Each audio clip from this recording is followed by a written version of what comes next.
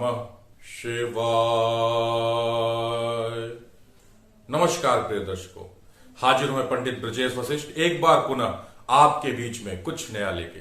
मित्रों, आज का विषय है काल सर्प दोष को। जी हाँ, काल सर्प दोष सबकी कुंडली में होता है कि नहीं होता, ये काल सर्प दोष कैसा बनता है। आप लोगों ने कई लोगों से सुना होगा, कई ज्योतिषाचार्यों से सुना होगा कि राहु और केतु के बीच में जब सारे ग्रह आ जाते हैं तो काल सर्प दोष बनता है, योग बनता है।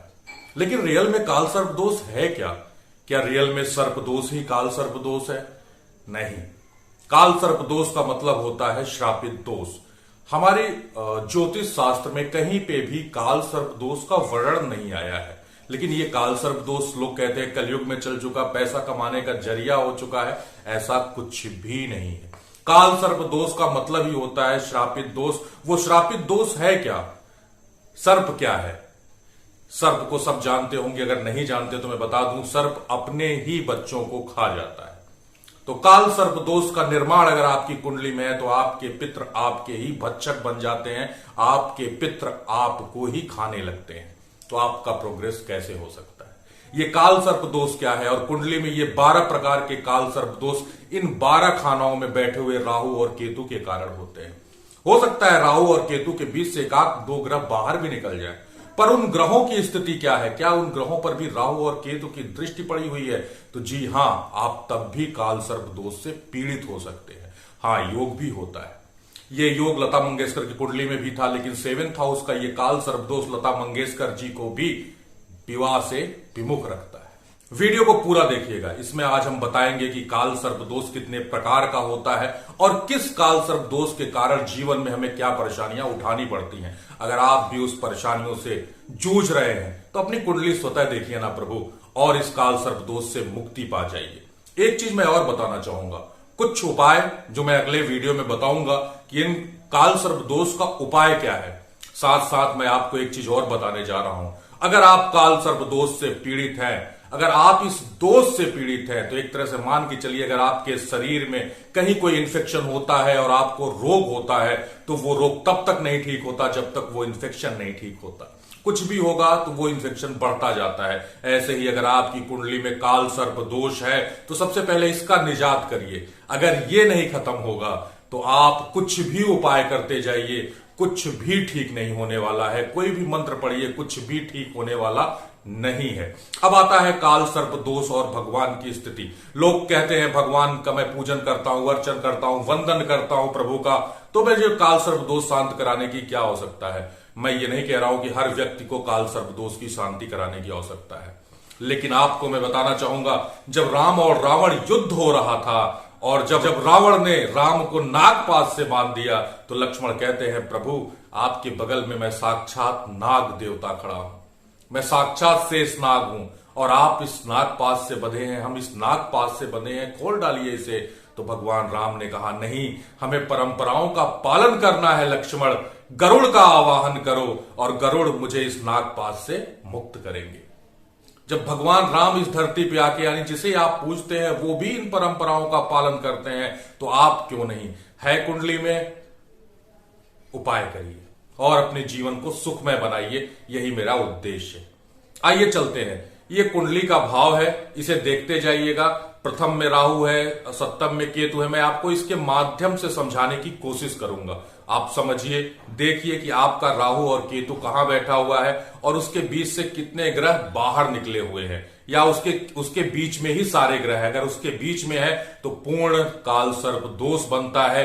इसकी शांति मंत्रों के उच्चारण के द्वारा ही हो सकती है। आप सोचते हैं त्र्यंबकेश्वर दर्शन करके 2100-3100 पूजा में, लेकिन वहां पे मंत्र जाप नहीं होता प्रभु, वहां पे सिर्फ नाग पूजन होता है, न कि नाग दोष की शांति होती है। आप कुंडली को देखिए, अगर आपके प्रथम भाव में राहु और 7th भाव में केतु है और कुंडली के राहु और केतु के बीच में या तो सारे ग्रह इधर हैं या तो सारे ग्रह इधर हैं, तो अनंत नामक काल सर्प दोष का निर्माण होता है। अगर आपकी कुंडली में अनंत नामक काल सर्प दोष है तो आप कभी शांत नहीं बैठ सकते, व्यर्थ की परेशानियों और उलझनों में आप जकड़े रहते हैं। झूठ बोलना आपकी आदत हो सकती है, आप बार बार झूठ बोलेंगे। अच्छा व्यक्ति होने के बाद भी आपको झूठ बोलने की आदत होगी, लत होगी। इसके साथ षड्यंत्रों में फंस के कोर्ट कचहरी संबंधित चक्कर भी आपको लगाने पड़ते हैं। इसलिए अगर आपकी कुंडली में यह काल सर्प दोष है तो आप इसकी शांति कराएं और इससे मुक्त हो जाएं। अब आते हैं नंबर 2। अगर आपके द्वितीय भाव में राहु बैठा है और आपके अष्टम भाव में केतु बैठा है और इन सब के बीच में सारे ग्रह आते हैं तो आप कुलिक नामक काल सर्प दोष से पीड़ित होते हैं। यह कुलिक नामक काल सर्प दोष आपके जीवन में किस चीजों की कमी करता है? यहां बैठा राहु आपको पुत्र और जीवन साथी के सुख में कमी कर देता है, पिता के सुख में भी कमी करता है और कदम कदम पे अपमान का आपको सामना करना पड़ता है, साथ में गुर्दे की बीमारी से भी आपको पीड़ित करता है। अगर इस दोष से आप पीड़ित हैं तो पहले इस दोष की शांति कराइए, यानी कुलिक नामक काल सर्प दोष की शांति कराइए। अब आते हैं नंबर 3 पे। तृतीय भाव में अगर आपके राहु है और नवम भाव में आपके केतु विद्यमान है तो आप सतर्क हो जाइए। ये महापराक्रम योग के साथ साथ वासुकी नामक काल सर्प दोष भी लगाता है। वासुकी नाग वही है जो भगवान शंकर के गले में विराजमान होते हैं। अगर आप इस दोष से ऋणी हैं, अगर ये दोष आपकी कुंडली में है तो आपको किन समस्याओं का सामना करना पड़ सकता है? भाई बहनों में विवाद होना, भाई बहनों को कष्ट का मिलना, आपके पराक्रम में कमी होना, पराक्रम का विपरीत दिशा में जाना, इसके साथ साथ भाग्योदय होने में कष्ट होना, विदेश प्रवास के दौरान कष्ट उठाना, और अगर आप नौकरी करते हैं तो नौकरी में तरह तरह की परेशानियों को झेलना। अगर आप वासुकी नाग काल सर्प दोष से पीड़ित हैं तो इसकी शांति कराइए। आने वाले वीडियो में हम आपको बताएंगे कि कैसे सिंपल और सरल तरीके से घर बैठे आप इसकी शांति कर सकते हैं। अगर आपके 4th हाउस में राहु और 10th हाउस में केतु है तो यह शंखपाल नामक काल सर्प दोष बनता है। अगर यह शंखपाल नामक काल सर्प दोष आपके कुंडली में है तो आपको कुटुंब विवाद होता है, सुख की कमी होगी प्रभु। सरकारी नौकरी कर रहे हैं या कोई भी नौकरी कर रहे हैं तो नौकरी में बार बार अड़चन का उत्पन्न होना होगा। इसके साथ साथ जमीन का विवाद, सरकारी विवाद, साथ ही पिता के सुख से वंचित होना भी आपको पड़ सकता है। आपके पिता किसी रोग से ग्रसित हो सकते हैं। इसका उपाय करिए। अगर आपके जीवन में शंखपाल नामक काल सर्प दोष है तो इस ऋण से आप मुक्त होइए। अब आते हैं नंबर 5 पे। अगर आपके पंचम भाव में यानी शिक्षा के भाव, पुत्र के भाव में राहु विद्यमान है तो केतु आपके लाभ भाव यानी 11वें भाव में विद्यमान होते हैं। अगर ऐसी कंडीशन बनती है और इन सारे ग्रह, इनके बीच में सारे ग्रह विद्यमान होते हैं तो ये पद्म नामक काल सर्प दोष का निर्माण करता है। अगर पद्म नामक काल सर्प दोष आपकी कुंडली में है तो शिक्षा में बाधा उत्पन्न करेगा, संतान संबंधित कष्ट आपको देगा, वृद्धावस्था में आपको कष्ट प्राप्त होता है तथा अगर आप बंधु सट्टा जुआ खेलते हैं तो आपको इसमें भारी हानि उठानी पड़ती है। इसलिए सतर्क हो जाइए। अगर ऐसा काल सर्प दोष आपकी कुंडली में विद्यमान है यानी पद्म नामक काल सर्प दोष आपकी कुंडली में विद्यमान है तो इसका उपाय कराइए और अपने जीवन को सुखमय बनाइए। अब आते हैं नंबर 6 पे।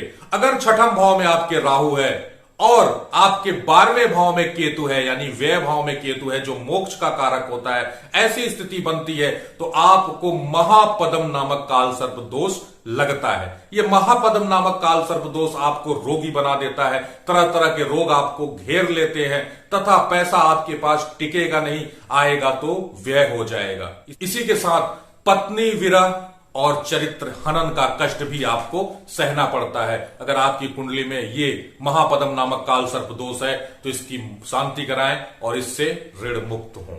अब आते हैं, अगर आपके 7th हाउस में राहु है और लग्न में केतु बैठा हुआ है बंधु तो आप तक्षक नामक काल सर्प दोष से पीड़ित होते हैं। जी हां, वो महाभारत काल वाला तक्षक।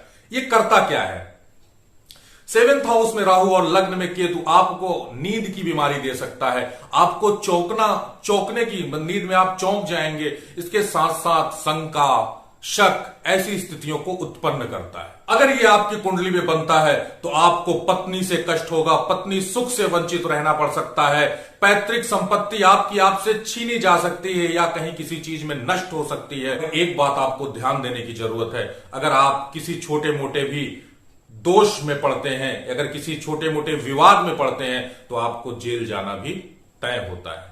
अगर ऐसा दोष आपकी कुंडली में है तो इसे शांत कराइए और इससे मुक्त होइए। अगर आपके अष्टम भाव में राहु हो और द्वितीय भाव में केतु हो तो उसे कर्कोटक नामक काल सर्प दोष लगता है। अगर कर्कोटक नामक काल सर्प दोष आपकी कुंडली में है तो पैतृक संपत्ति को लेकर विवाद हमेशा बना रहता है, नाना प्रकार की बीमारियां आपको जकड़ लेती हैं और आपके शरीर को जर्जर करने लगती हैं।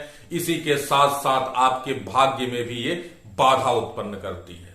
अब आते हैं, अगर आपके 10th भाव में राहु और आपके पराक्रम भाव में केतु है तो आपको शंखपाल नामक काल सर्प दोष लगता है। अगर आपकी कुंडली में शंखपाल नामक काल सर्प दोष है तो आपके व्यवसाय में हमेशा उतार चढ़ाव बना रहेगा। उतार चढ़ाव ऐसा नहीं जी कुछ घटा कुछ बढ़ा, काफी ज्यादा फेरबदल आपको देखने को मिल सकता है। जो मिलना चाहिए वो आपको नहीं मिलता है बंधु, और इसके साथ साथ स्वास्थ्य की भी परेशानियां आपको जकड़े रखती हैं। अगर आपकी कुंडली के भाग्य भाव में राहु और आपके पराक्रम भाव यानी तृतीय भाव में केतु बैठ के शंखपाल नामक काल सर्प दोष बनाता है और आप व्यवसायी हैं, बिजनेसमैन हैं, तो इसकी तत्काल शांति कराइए। अन्यथा शिक्षा, प्रतियोगिता, बिजनेस, व्यापार सब में ये बाधा बनाता है और ग्रहण लगाता है।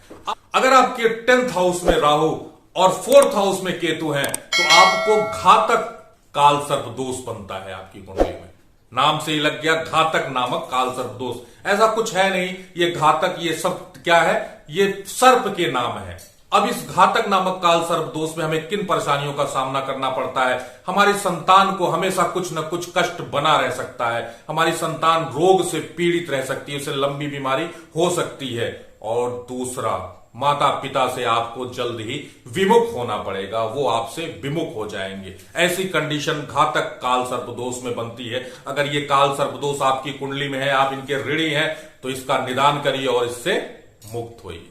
अगर आपके ग्रहवें भाव में राहु और पंचम भाव में केतु है तो आपको विषधर नामक काल सर्प दोष से पीड़ित होना पड़ता है। इस विषधर नामक काल सर्प दोष में भाई बहनों से विवाद का होना, शरीर का जर्जर होना तथा प्रवास, घर से बहुत दूर होना, आपका ट्रांसफर घर से बहुत दूर होना, जीविका के संसाधन के लिए आपका घर से बहुत दूर होना, ऐसी स्थिति को बना के रखता है। ऐसी कंडीशन में अगर आप हैं तो आप इसकी तत्काल शांति करिए या मयूर पंख से सर से पांव तक खुद को टच कराइए।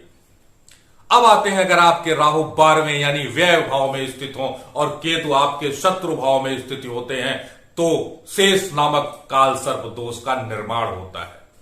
अगर आपकी कुंडली में शेष नामक काल सर्प दोष है तो देख लीजिएगा बंधु, आपकी आंखों में प्रॉब्लम निश्चित तौर पे करेगा, आपकी आंखों में दिक्कत शुरू हो जाएगी। प्रकार के शत्रुओं का सामना करना पड़ सकता है, गुप्त शत्रु आपके हो सकते हैं और साथ ही आप पितृ दोष से पीड़ित भी होते हैं। शेष नाग काल सर्प दोष आपकी कुंडली में है तो इसकी पूर्णतः शांति करा लीजिए। इन 12 प्रकार के काल सर्प दोषों में आप देख सकते हैं आप किस काल सर्प दोष से पीड़ित हैं। अगर आपको कुछ समझ नहीं आता तो आप कमेंट बॉक्स में कमेंट कर सकते हैं, हम आपको इसका उत्तर अवश्य देंगे। साथ में एक चीज और कहना चाहूंगा, अगर आप काल सर्प दोष से पीड़ित हैं और बहुत ही सरल तरीके से इस काल सर्प दोष से मुक्ति पाना चाहते हैं तो इसके बारे में आप कमेंट करिएगा, मैं आपको बताऊंगा बिल्कुल सरल तरीके से कैसे आप इन काल सर्प दोषों से मुक्ति पा सकते हैं।